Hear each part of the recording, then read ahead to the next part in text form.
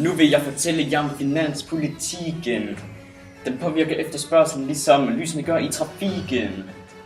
Din raps er så dårlige, jeg krummer mine tær. Jeg har lært om IØ af Henrik K. Rær. Det kan godt være, at det kun er 1 million, du investerer. Du skal også huske, at du skal multiplicere.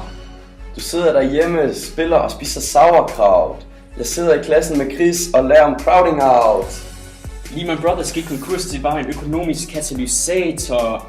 Vi skal bare være glade for, at vi havde nogle økonomiske stabilisatorer.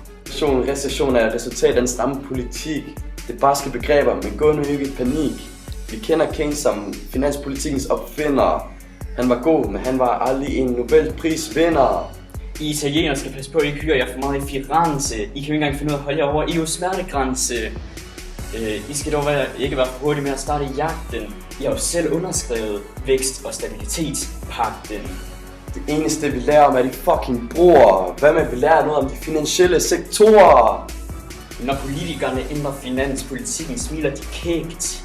De tænker bare ikke på den kommende finanseffekt.